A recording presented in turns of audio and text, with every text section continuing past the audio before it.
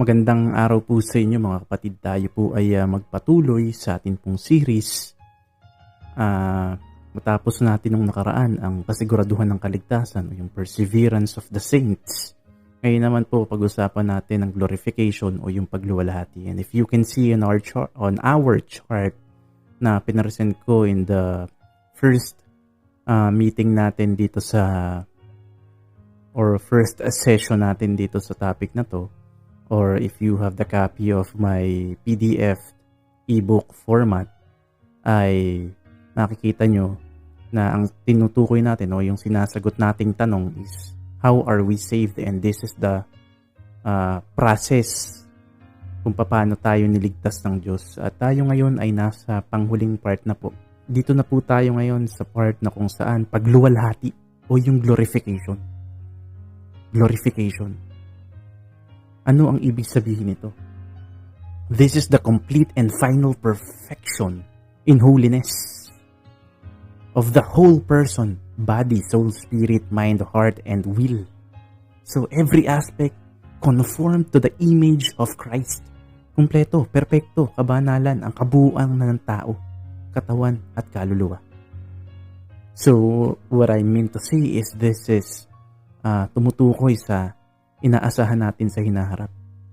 Kung ang ating pag-uusapan ay future, body, soul, spirit, perfect na. Pati puso mo, pati mind mo, at iyong kalooban, yung will mo. Katulad na tayo ng image ng Panginoong Hesus dito sa pagkakataon na to. Romans chapter 8 verse 29, sapagkat ang nakikilala niya nang una pa ay itinalaga naman niya na maging katulad sa larawan ng kanyang anak upang siya'y maging panganay sa maraming magkakapatid. Natupad na ang mga salitang ito sa pagkakataong ito in the context ng ating pinag-uusapan. For those whom He foreknew, He also predestined to become conformed to the image of His Son, so that He would be the firstborn among many brethren. Yan ang plano ng Diyos. Philippians chapter 3 verse 20 to 21, sapagkat ang ating pagkamamayan ay nasa langit. Mula roon ay hinihintay naman natin ang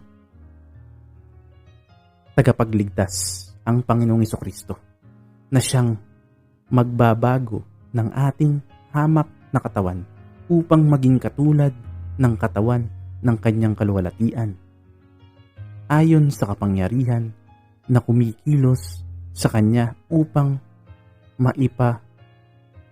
ilalim sa kanyang sarili ang lahat ng mga bagay. For our citizenship is in heaven. Yan ang pangako Yan ang ating posisyon ngayon dito sa pangkasalukuyan.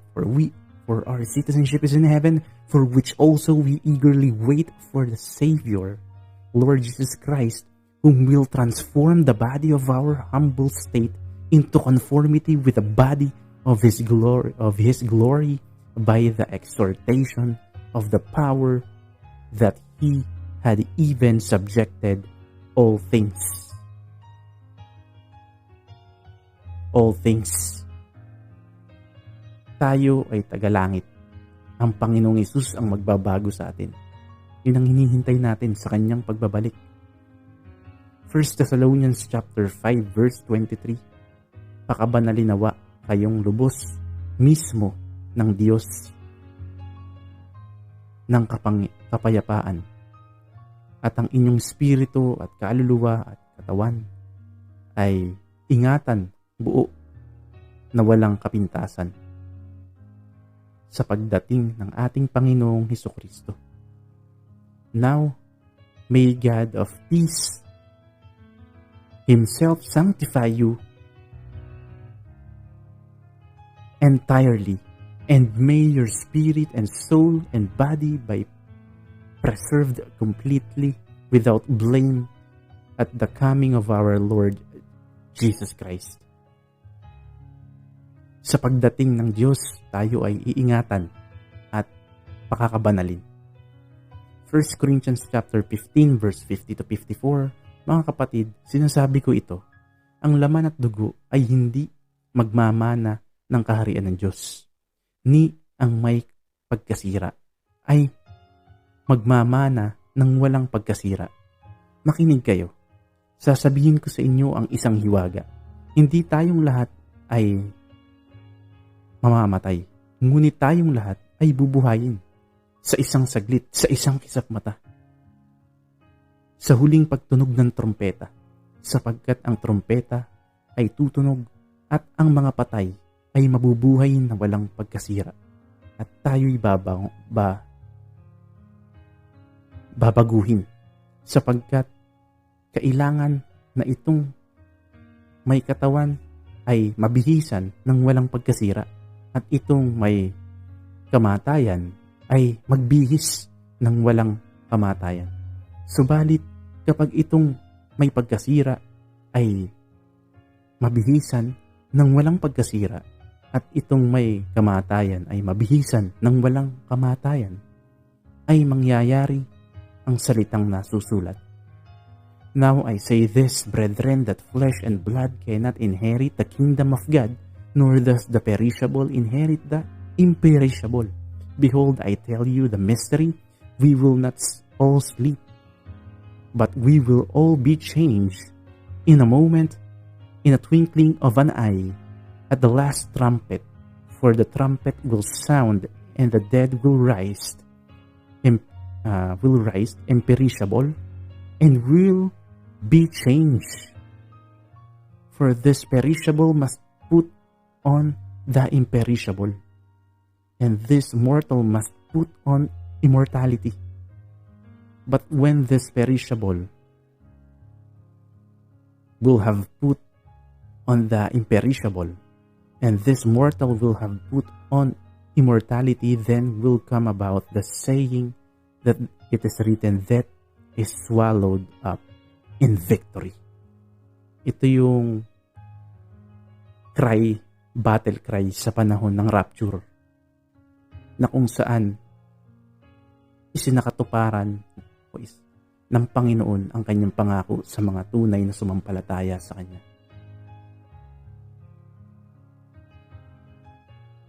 Ipapakita ng event ng rapture na yon na nagtagumpay ang mga saints nito sa kamatayan.